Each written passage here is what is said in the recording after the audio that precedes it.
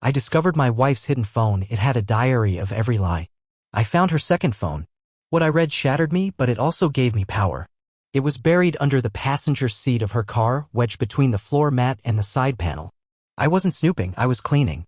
She had asked me to take her car in for detailing before a work trip. I reached down to grab a receipt that had slipped between the seats, and that's when my fingers brushed against something smooth and cold. A phone. An older model, dusty, with a faint crack across the screen. No case. Just bare, forgotten plastic. At first, I thought it was mine from years ago. But when I powered it on, the screen lit up and I saw her lock screen, a photo of a sunrise I didn't recognize. And the wallpaper? A picture of her smiling with someone else. Not a friend. Not a family member. A man.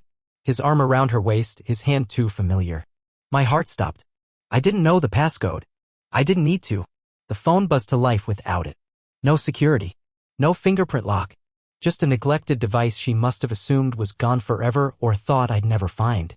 I sat there for what felt like forever, staring at the home screen before finally opening her notes app. That's when everything changed. The first note was titled, April 14th, first time. I opened it expecting a grocery list or some random reminder. Instead, it was a detailed journal entry.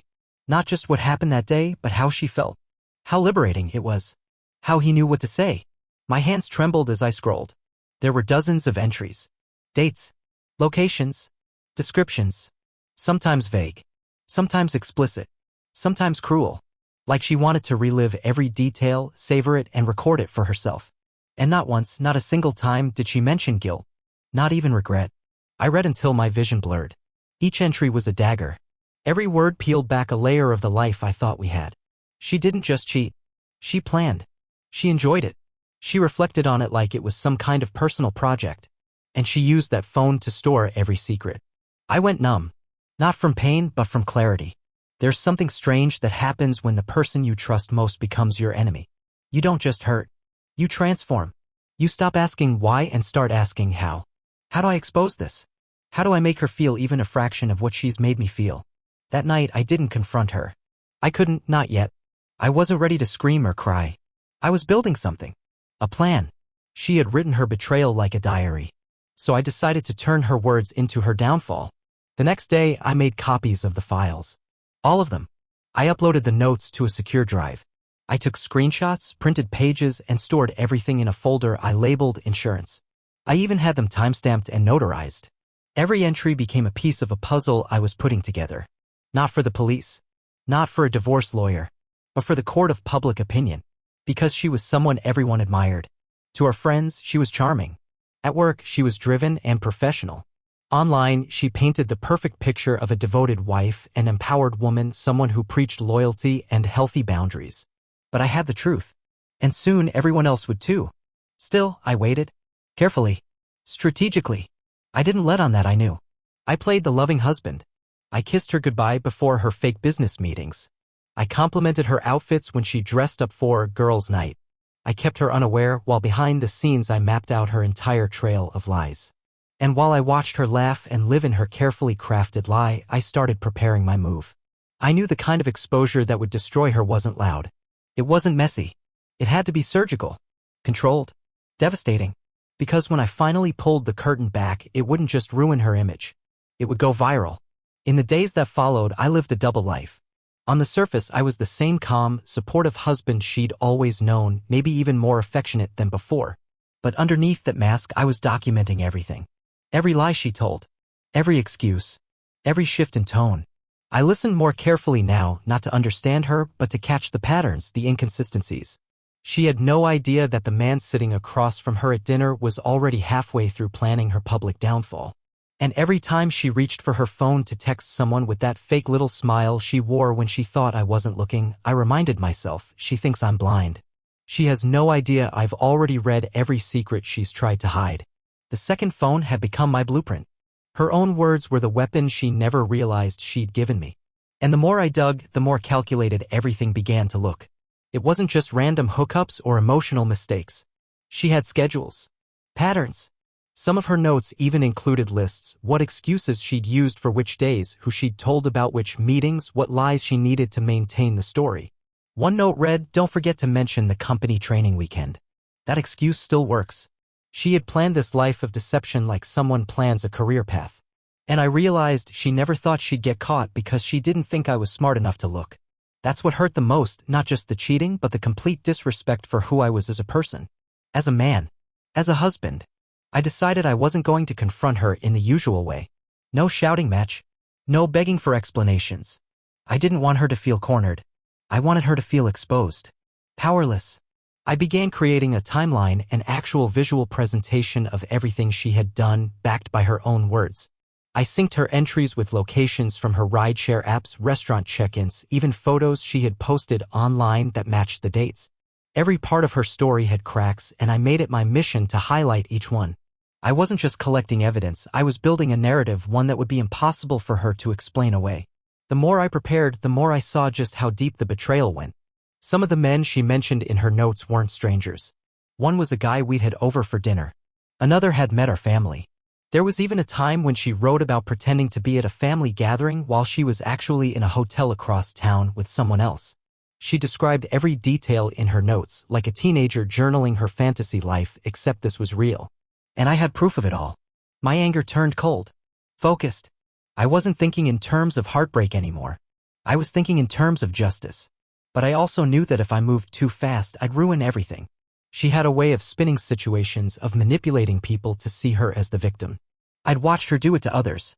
She'd twist reality just enough to escape responsibility, to make people feel sorry for her. That's why I couldn't just drop everything at once. I had to plant seeds first. Slowly. Subtly. I started sharing little things with mutual friends, small, seemingly harmless observations. She's been working a lot lately, right? Or, I thought she said the company trip was in June, not May? Just enough to make people start questioning on their own. And when they did, I knew the cracks would spread.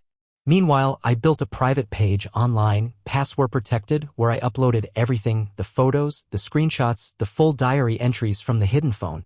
I didn't plan to publish it yet. But when the moment came, it would all be ready. All the truth, all the receipts, in one place. Because when her mask finally slipped, I wanted the world to see the whole face underneath. One night, as she sat on the couch scrolling through her phone, I watched her smile to herself. She looked so proud, so confident in the web she had spun. I almost laughed. She didn't know she was playing a game she'd already lost. And the irony? Her own words, her need to document every dirty secret, had made my revenge easier. Her notes were so detailed they were practically confessions. She didn't write them for anyone but herself. But now I would make sure the entire world read them. I didn't sleep much anymore. My mind was constantly spinning, mapping out every piece of the plan. I thought about her workplace, her family, her social media followers. I pictured the moment her polished world would implode and she would be left with only the truth, the version she never wanted anyone to see. The version she thought she'd hidden forever. But secrets don't stay buried. Not when someone like me is willing to dig. And I wasn't just digging. I was getting ready to detonate. The day I decided to set the plan in motion, the sky was cloudless. It felt strange, almost ironic, how come the world looked while everything beneath my surface was burning. I'd spent weeks curating every file, every note, every timestamp. I had created a perfectly detailed timeline of her betrayal, a living record of every lie she told, backed by her own words. The private site I had built to house it all was secure, clean, and undeniable. But I wasn't going to just post a link and hope for the best. That would be sloppy, and I wanted this to be unforgettable. It had to be methodical, precise, like her diary of lies had been. I wanted the exposure to hit her in every part of the life she valued, her social reputation, her work credibility, and the relationships she'd built on deception. I started small. I created an anonymous email account and used it to send a carefully worded message to her employer's HR department. Nothing vulgar, nothing angry, just a link to the site and a simple subject line, personal conduct of concern. I didn't even include a message body. The documents spoke for themselves. The entries where she detailed skipping out on company retreats to sneak away for romantic getaways. The ones where she described using sick days to cover rendezvous with men she called more exciting than my boring life at home. She never mentioned the company by name, but the pattern was clear. Anyone who took the time to read would see it. And I knew they would. Then I moved on to social media. I created burner accounts with names that couldn't be traced. No followers, no bios, just empty shells to deliver the truth. I started sending DMs to some of her closest friends. Not hateful messages, not accusations. Just questions. Hey, have you seen this? Is this true? With the link attached. I knew the second they clicked, they'd recognize her writing, her voice, her stories, her mistakes, and they'd start talking. Because the truth doesn't need help spreading, just a spark. And I was about to light a wildfire. By the end of the day, the site had nearly 100 visits. Then 200. I had analytics set up to monitor it. Most of the IPs were local. A few were from her company's server. I could see which pages were being viewed the most, the entries with the most detail, the ones with names, the ones where she described covering her tracks. It was all unfolding exactly how I planned. But I didn't stop there. That night, she came home like nothing had changed. Smiling, humming, tossing her bag on the counter and asking if I wanted Thai food. I agreed, played along. We sat on the couch like any normal couple. She scrolled through her phone as we waited for delivery, completely unaware that her world was already unraveling. I almost felt pity watching her. Almost. Then her phone buzzed. She looked at it, then again. Her brow furrowed slightly, but she didn't say anything. A minute later, another buzz. This time she checked the notification more closely. I watched her expression shift. Confusion. Then concern. Then panic. She stood up and walked into the other room, but I heard the edge in her voice when she made a call. I don't know who would do this, she said. It's not true, it's taken out of context. I didn't follow her. I just sat there, pretending to watch the news, letting the moment build. She returned a few minutes later, pale, her hands shaking slightly. Something's going on, she said. Someone's spreading lies about me. I raised an eyebrow, keeping my voice calm. Really?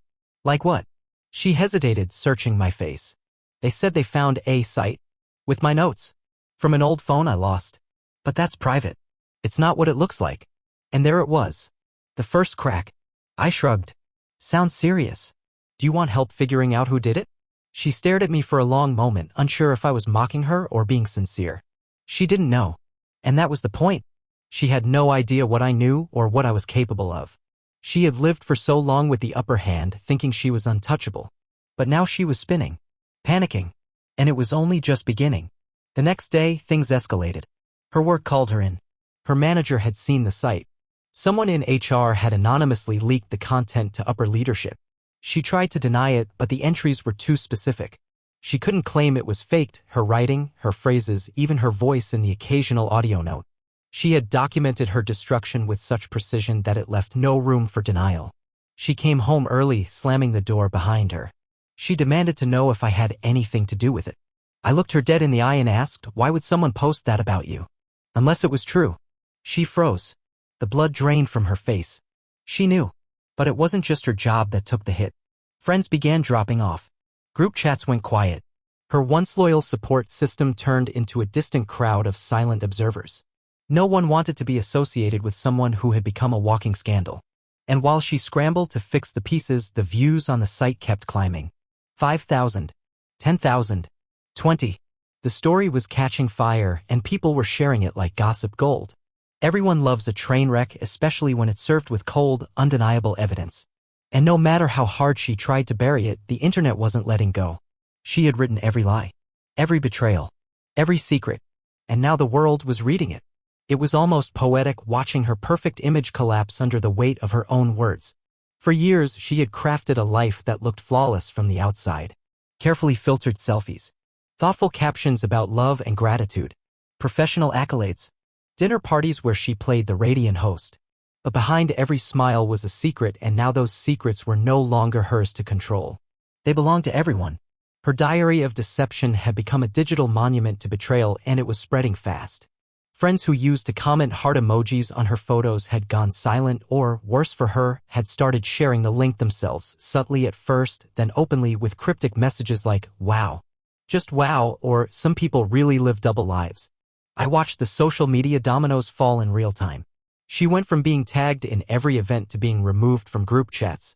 Her profile lost followers by the hour.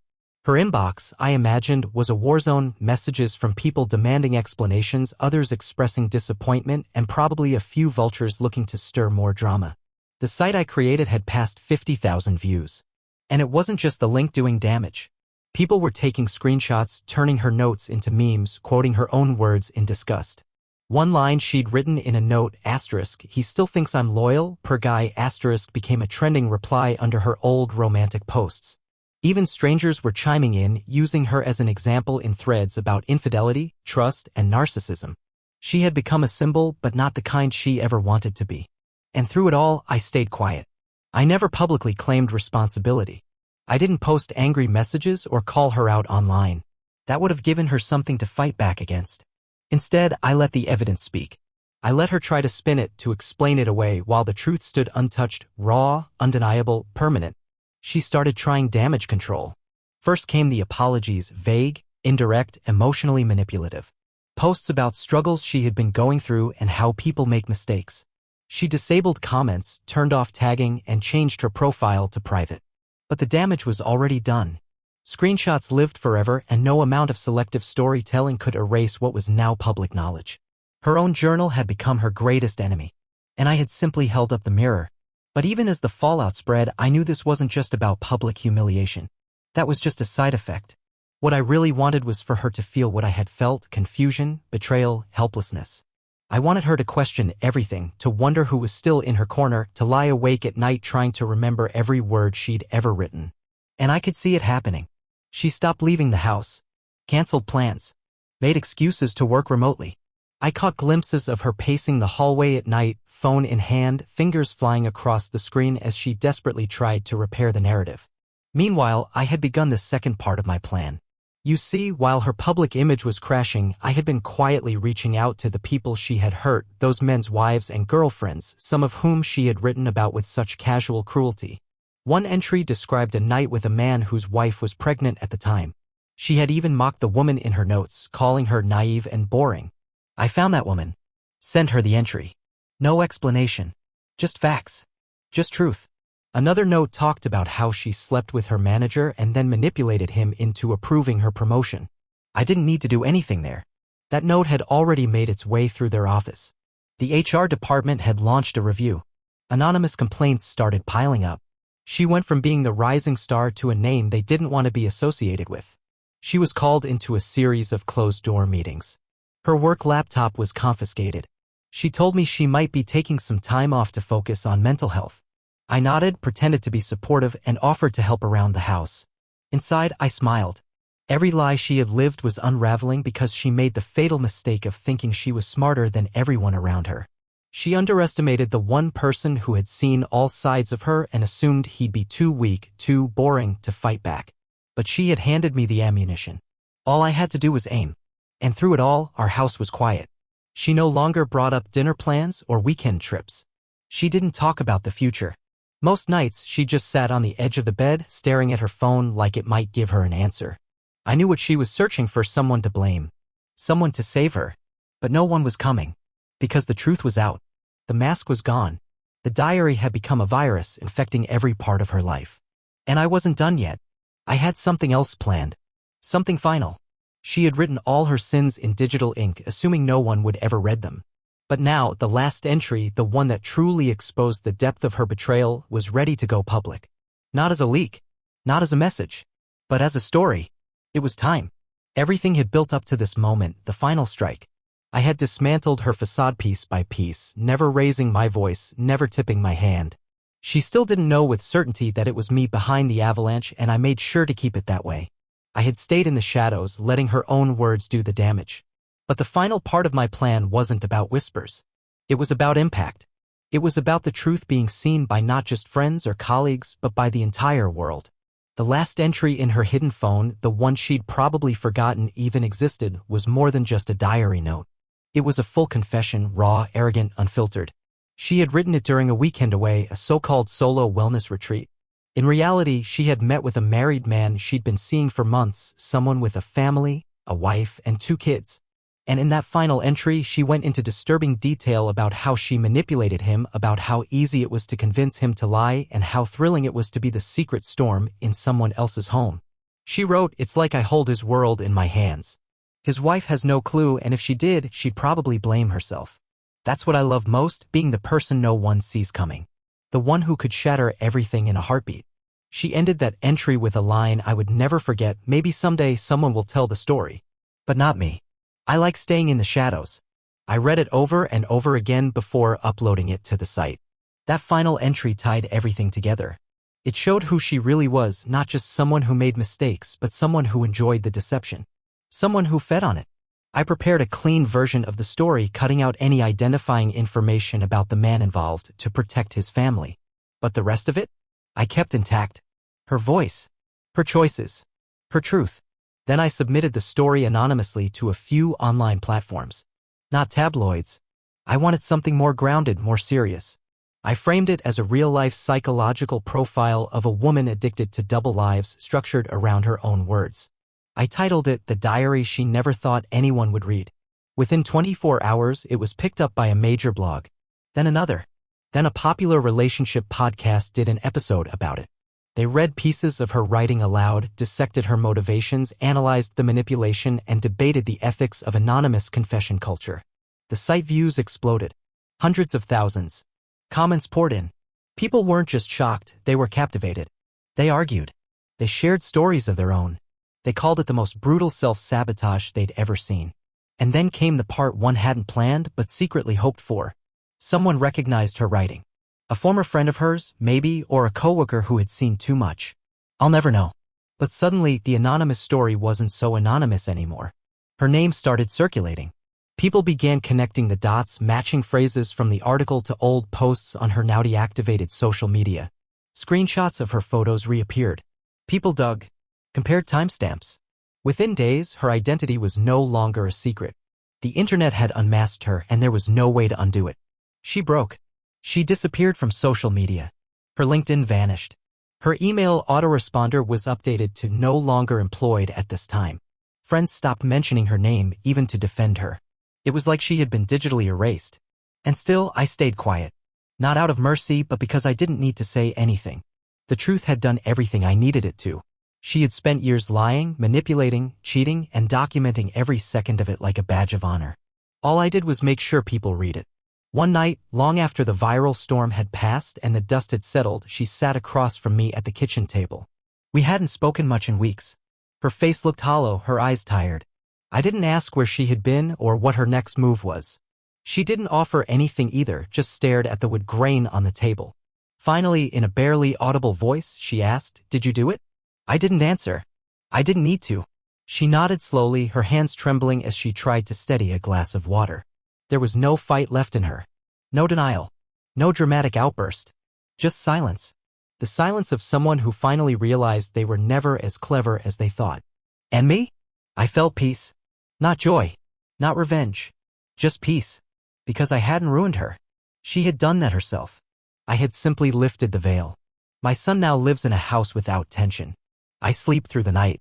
And the truth, the real, unedited truth, is out there for anyone who needs to read it. Not for entertainment. Not for spite. But as a warning, secrets don't stay buried forever. If you followed this journey from the beginning, thank you. Stories like this aren't just mine. They belong to anyone who's ever been betrayed and told they were crazy for noticing. If this story resonated with you, don't forget to subscribe, share it with someone who needs to hear it, and leave a comment. You're not alone. And sometimes, the truth really does go viral.